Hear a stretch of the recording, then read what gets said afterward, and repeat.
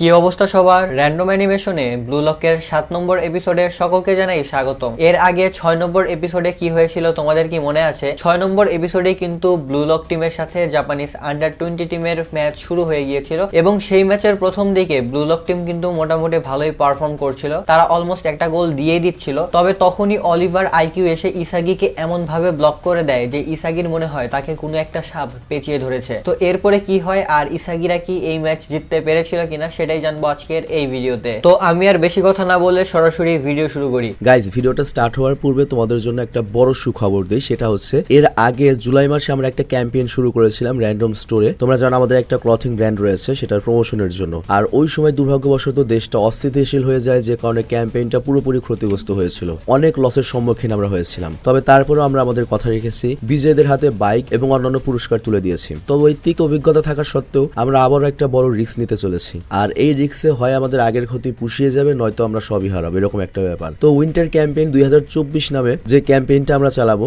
এই ক্যাম্পেইনে আমাদের স্টোর থেকে তুমি অর্ডার করলে পাবে হচ্ছে কুপন বা টিকিট। ক্যাম্পেইন চলবে হচ্ছে ফেব্রুয়ারি মাস পর্যন্ত। সেলিং টার্গেট 10,000, মানে অন্তত 10,000টা যদি টি শার্টও সেল হয়, তখনই আমরা ক্যাম্পেইন বন্ধ করে লটারি করে বিজয়ী নির্ধারণ করে আমার নিজ এলাকায় অনেক বড় একটা কনসার্ট করে বিজয়ীর হাতে আমি নিজে পুরস্কার তুলে দেবো, এবং আমার সাথে আরো অনেক ইউটিউবারও থাকবে। তো এবারে প্রথম পুরস্কার হিসেবে থাকছে রয়্যাল এনফিল্ড হান্টার 350 ABS, কালকে সেটা আমি বুকিং দিয়ে আসলাম। দ্বিতীয় পুরস্কার হিসেবে থাকবে হচ্ছে একটা জিক্সার মোনোটোন, তবে এটা সেকেন্ড হ্যান্ড বাইক হবে। অবশ্যই পেপার টেপারও কমপ্লিট করা থাকবে, মানে তুমি খালি নিয়ে খালি চালাবে, কোনো সমস্যা নেই। আর মূলত দ্বিতীয় পুরস্কার হিসেবে আমরা আইফোন 16 দিতে চেয়েছিলাম, কিন্তু আইফোনের বদলে আমরা এই বাইক দেওয়ার সিদ্ধান্ত নিয়েছি, কারণ একটা আইফোনের চেয়ে একটা বাইক অনেক বেশি কাজের বা প্র্যাকটিক্যাল। আর তৃতীয় পুরস্কারটা হচ্ছে ল্যাপটপ, চতুর্থ পুরস্কারটা হচ্ছে রেডমি নোট 14, আর পঞ্চম পুরস্কার হিসেবে থাকবে একটা ট্যাব। আর এছাড়াও অসংখ্য পুরস্কার থাকবে। এছাড়াও প্রতি সপ্তাহে আমরা লটারি করে রেগুলারলি পুরস্কার তো দেবই। তো যাই হোক, এই ক্যাম্পেইন নিয়ে খুব শীঘ্রই একটা পূর্ণাঙ্গ ভিডিও আমরা পাবলিশ করতে চলেছি, যেখানে তোমরা আরো বিস্তারিত জানতে পারবে। তো আর দেরি না করে ভিডিও দেখা শেষ করে পিন কমেন্টে দেয়া আমাদের পেজের লিংক এবং ওয়েবসাইট থেকে তুমি অর্ডার করা শুরু করে দাও এখনই। আর তুমি চাইলে কিন্তু তোমার টি শার্ট বা হুডি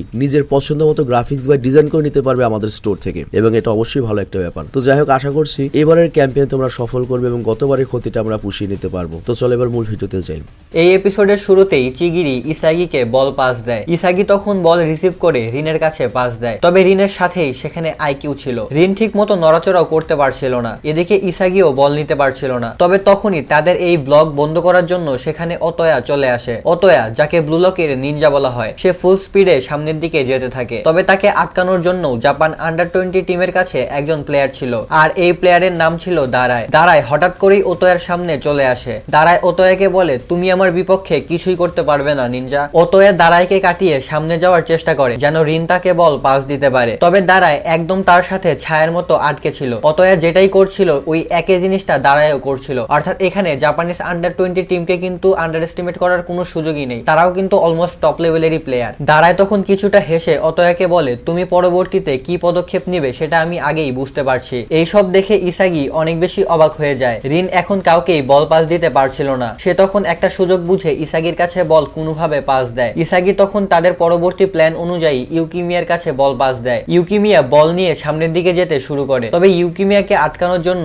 আন্ডার 20 টিমের একজন ডিফেন্ডার নেরু সেখানে চলে আসে। নেরুর সামনে ইউকিমিয়া তার স্কিল দেখিয়ে তাকে একদম থমকে দেয়। এরপরে ইউকিমিয়া বল নিয়ে সামনের দিকে যেতে থাকে, তবে নেরুর স্পিড ইউকিমিয়ার অবস্থা একদম খারাপ করে দিচ্ছিল। নেরু ইউকিমিয়ার সাইড দিয়ে তার সামনে চলে আসে আর তাকে বলে, আমি কোনো সাধারণ ডিফেন্ডার না। মানে আমরা কিন্তু ইউকিমিয়ার খেলা আগেও দেখেছি, আর ইউকিমিয়াকে এমন ভাবে টক্কর দিল এই নেরু যে ইউকিমিয়ারও অবস্থা 12টা বেজে গেছে। তার মানে বুঝতেই পারতেছো যে আন্ডার 20 টিমের ডিফেন্ডাররা আসলে কত বেশি পাওয়ারফুল। নেরু ইউকিমিয়াকে বলে, আমার স্পিড তোমার মাথা একদম নষ্ট করে দিবে। এরপর সে ইউকিমিয়ার সামনে থেকেই বলে একটা কিক করে, এই কারণে বল ইউকিমিয়ার সামনে থেকে অন্যদিকে চলে যায়। এই সবকিছু দেখে ইসাগি বুঝতে পারে জাপান আন্ডার 20 টিমের প্লেয়াররা আসলে কত বেশি ডেঞ্জারাস। যাই হোক, এরপরে বল নাগির কাছে চলে যায়। নাগি বল রিসিভ করে, তবে তখনই পেছন থেকে আরো একজন আন্ডার 20 টিমের ডিফেন্ডার এসে নাগিকে চেপে ধরে। এই ডিফেন্ডারের ফিজিক্যাল পাওয়ার অনেক বেশি ছিল। সে নাগিকে এমন ভাবে চেপে ধরে রেখেছিল যে নাগি এখানে ঠিক মতো নড়াচড়াও করতে পারছিল না। নাগি বল নিয়ে কিছুই করতে পারছিল না এখানে। তখন এই ডিফেন্ডার নাগিকে বলে, আমি এই টিমের অনেকটা পাহারাদার কুকুরের মতো, আর একটু সাইডে তাকিয়ে দেখো আমার মাস্টার এখানে চলে আসছে। তখনই সেখানে আইকিউ এসে নাগির পা থেকে বল ছিনিয়ে নেয়। মানে এই যে আমরা চারজন ডিফেন্ডারকে দেখলাম, এই চারজন ডিফেন্ডারের যে কোঅর্ডিনেশন এটা কিন্তু অনেক বেশি হাই। এই কারণে ব্লু লক টিমের অবস্থা কিন্তু খারাপ হয়ে যাচ্ছে, তারা ঠিক মতো বল নিয়ে সামনে এগোতে পারছে না। আর ব্লু লক টিমের যে প্লেয়ার যেভাবে অ্যাটাক করার চেষ্টা করছে তারা কিন্তু ঠিক ওইভাবেই তাদেরকে কাউন্টার কাউন্টার অ্যাটাক করছে। আইকিউ বল নিয়ে কিছুটা সামনে গিয়ে সে ইতোশি সাইকে বল পাস দেয়। এই চারজন ডিফেন্ডারকে দেখে ইসাগি বুঝে যায় যে জাপানিজ আন্ডার-20 টিমের ডিফেন্ডিং সিস্টেম কত বেশি হাই। এরপরে আমরা দেখতে পাই ইতোশি সাই বল নিয়ে সামনে যাচ্ছে। এটা দেখে সেখানে থাকা সকল দর্শক, কমেন্ট্রেটর সকলেই অলমোস্ট পাগল হয়ে যায়, কারণ তারা সবাই এখানে মূলত ইতোশি সাই এর গেম প্লে দেখার জন্যই এসেছিল। সাই বল নিয়ে সামনে যেতে থাকে, তবে তখনই তাকে আটকানোর জন্য সেখানে ফুল স্পিডে চিগিরি চলে আসে। আসলে যখন বাকিরা অ্যাটাকের জন্য সামনে যাবে তখন চিগিরি ডিফেন্সে থাকবে, আর এটাই মূলত ব্লু লক টিমের একটা প্ল্যান ছিল। আর প্ল্যান অনুযায়ী চিগিরি ইতোশি সাই এর সামনে চলে আসে। সাই তখন অনেক লম্বা একটা পাস দেয়, অলমোস্ট 50 মিটার দূরে কেন্তো নামের একজন প্লেয়ারের কাছে তখন বল চলে যায়। কেন্তো বল রিসিভ করে সামনের দিকে যেতে থাকে, তবে তখনই তার সামনে জুবেই চলে আসে। তখন কেন্তো বল অন্য একটা প্লেয়ারের কাছে পাস দেয়, তবে তাকে আটকানোর জন্য সেখানে কারাসু তাবিতো চলে আসে। এই প্লেয়ারটা তখন ব্যাক পাস করে বল ইতোশি সাইয়ের কাছে আবারও দিয়ে দেয়। সাইয়ের এই প্লেইং স্টাইল আর তার টেকনিকটা দেখে কারাসু তাবিতোর মতো প্লেয়ারও মোটামুটি ভালোই ভয় পেয়ে যায়। সাই বল নিয়ে সামনে যেতে থাকে, তবে তাকে আটকানোর জন্য তখন নিকো চলে আসে। সামনে থেকে নিকো আর পেছন থেকে তখন চিগিরি সাইকে আটকানোর চেষ্টা করছিল, তবে আসলে তারা সাইকে একটু বেশি আন্ডার এস্টিমেট করে ফেলেছিল। সাই তখন তাদের দুজনের উপর দিয়েই বলে একটা কিক করে, বল তখন সেন্ডেও এর পায়ে চলে যায়। সেন্ডেও তখন বল রিসিভ করে, তার সামনে পুরো ফাঁকা মাঠ ছিল। সে বলে অনেক জোরে একটা কিক করে আর বল গোল পোস্টের দিকে যেতে থাকে। এটা অনেক ইজি একটা গোল ছিল, কিন্তু তারপরেও সেন্ডেও এই গোলটা করতে পারে না। আসলে গাগামারু অনেক কষ্টে এই গোলটাকে আটকে দিয়েছিল। গাগামারু মূলত অনেক লম্বা একটা জাম্প করে নিজের হাত দিয়ে বল আটকে ছিল, তবে গেম কিন্তু এখনো শেষ হয়নি, কারণ বল এখনো মাঠের মধ্যেই ছিল। বলকে নেওয়ার জন্য তখন ইতোশি সাই সেদিকে যেতে থাকে। ইতোশি সাই একদম কর্নারের কাছে গিয়ে বল রিসিভ করে। গাগামারু ভাবছিল এই পজিশন থেকে গোল করা অলমোস্ট ইম্পসিবল, তবে গাগামারু সাইয়ের ব্যাপারে খুব একটা বেশি জানতো না। সাই তখন অনেক জোরে বলে একটা শট মারে, বল তখন সোজা গিয়ে কিছুটা কার্ভ করে বেঁকে গোল পোস্টের মধ্যে ঢুকে যায়। আর এখানেই জাপান আন্ডার-20 টিম প্রথম গোলটা করে ফেলে ব্লু লকের বিপক্ষে, অর্থাৎ ব্লু লক আর জাপান আন্ডার-20 ম্যাচের মধ্যে সর্বপ্রথম গোল করে জাপান আন্ডার-20 টিম। এটা দেখে সেখানে থাকা প্রত্যেকটা অডিয়েন্সই অনেক জোরে জোরে চিৎকার করা শুরু করে। এখানে থাকা সবাই অলমোস্ট পাগল হয়ে গিয়েছিল, তবে ইসাগির এখানে অনেক বেশি অসহায় লাগছিল। সে বুঝতে পারছিল না যে তারা কিভাবে ইতোশি সাইকে আটকাবে, কিভাবে তারা এই গেমটাকে নিজেদের মতো করে খেলবে। পুরো স্টেডিয়ামে থাকা সবাই ইতোশি সাইয়ের নাম ধরে চিৎকার করা শুরু করে। ব্লু লক টিমের দিকে কারো নজরই ছিল না, আর এই জিনিসটা ইসাগির অনেক খারাপ লাগে। তবে তখনই সেখানে ইতোশি রিন চলে আসে। সে ইসাগিকে বলে, চিন্তা করো না ইসাগি, তুমি শুধুমাত্র আমার দিকে নজর রাখো। পরবর্তী 90 মিনিটে আমি এদের সবার মুখ বন্ধ করে দিব। তারা ভাবতেও পারবে না পরবর্তী 90 মিনিটে আমাদের এই ব্লু লক টিম আসলে কি করতে চলেছে। এদিকে আন্ডার-20 টিমের সকল প্লেয়াররা ইতোশি সাইয়ের কাছে যায় সেলিব্রেট করার জন্য। সাই তখন অনেক রেগে তাদেরকে বলে, আমার কাছে আসবে না, তোমরা সবাই লুজার। আমি 3টা শট ইচ্ছা করে মিস করেছি, আমি চাইলে আগেই গোল করে দিতে পারতাম, তবে আমি তোমাদেরকে পাস দিয়েছিলাম যেন তোমরা সামনে গিয়ে নিজেরা গোল করতে পারো, তবে তোমরা সবাই আমাকে হতাশ করে দিয়েছো। এত সহজ গোলও তোমরা করতে পারোনি। আমি নিজের সুযোগগুলো না নিয়ে তোমাদেরকে দিয়েছিলাম যেন তোমরা ভালোভাবে গোল করতে পারো, তবে তোমরা এটাকে ব্যবহার করতে পারোনি। এরপর সে সেন্ডেওকে বিশেষ করে বলে, তুমি একটা বানরের চেয়েও খারাপ খেলো। একটা বানরও তোমার পজিশন থেকে তখন গোল করতে পারতো, তবে তুমি গোল করতে পারোনি। তুমি আসলেই একটা ফালতু প্লেয়ার। তখন আইকিউ এসে সেন্ডো এর পক্ষ থেকে তাদেরকে শান্ত করার চেষ্টা করে, তবে সাই তখন বলে, যে সকল স্ট্রাইকাররা গোল করতে পারে না আমার চোখে তারা কখনোই সম্মান পাবে না।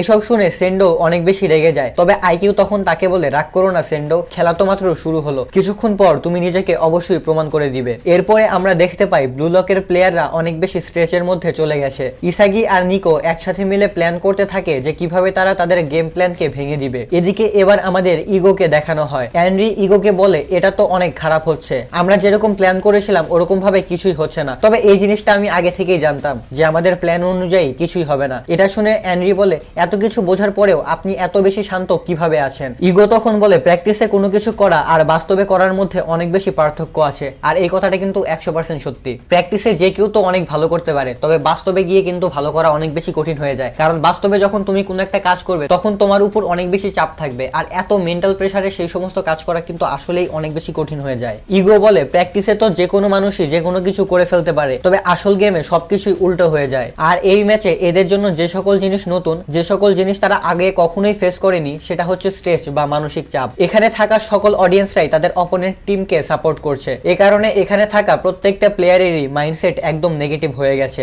তারা এখন তাদের আসল পটেনশিয়ালে পারফরমেন্স দিতে পারছে না, আর এটাকে ভাঙার জন্য শুধুমাত্র একটাই উপায় আছে, আর সেটা হচ্ছে ইম্প্রোভাইজ। এটা শুনে অ্যানরি অবাক হয়ে বলে, তার মানে আপনি তাদেরকে আর কোনো পরামর্শ দিবেন না? ইগো তখন বলে, তুমি নিশ্চিন্তে রেস্ট করো আর এই প্লেয়ারদের উপর বিশ্বাস রাখো। এরপর আমাদের দেখানো হয় ম্যাচ আবারও শুরু হয়ে গেছে। ইসাগি বল নিয়ে সামনের দিকে যেতে থাকে। থাকে। ইসাগির মাথার মধ্যে অনেক কিছুই চলছিল, তবে সে আগেই ভেবে রেখেছিল যে সে এই সব জিনিস ভেবে নিজের সময় নষ্ট করবে না, সে শুধুমাত্র তার স্কিলের উপরে ফোকাস করবে। সে রিনের কথাটা ভালোভাবেই মনে রেখেছিল। রিন তাকে বলেছিল তার উপরে নজর রাখতে। কিছুক্ষণ পর সে রিনের কাছে বল পাস দেয়। তখন একজন প্লেয়ার রিনকে আটকানোর জন্য চলে আসে। রিন তখন খুবই শর্ট পাস দেয় ইসাগিকে। ইসাগি তখন বল নিয়ে সামনের দিকে যেতে থাকে। অন্য একজন প্লেয়ার তখন ইসাগির সামনে চলে আসে। ইসাগি তখন এই দুইজন অপোনেন্টের মধ্যে দিয়েই রিনকে বল পাস দেয়। রিন আর ইসাগি দুজনেই নিজেদের মধ্যে খুবই ছোট ছোট বল পাস দিচ্ছিল। তাদের দুইজনের মধ্যেকার কোঅর্ডিনেশন এত বেশি হাই হয়ে গিয়েছিল যে অপোনেন্টরা ফুল কনফিউজড হয়ে গিয়েছিল। এখানে বল এখন রিনের কাছে ছিল। সে সামনে কারো কাছে বল পাস না দিয়ে পেছনে ব্যাকহিল শট মেরে বাচিরার কাছে বল দেয়। বাচিরা বল রিসিভ করে সামনের দিকে যেতে থাকে। এদিকে আমরা দেখতে পাই ইসাগি আর রিন দুজনেই এবার নিশ্চিন্তে সামনের দিকে এগিয়ে যাচ্ছে।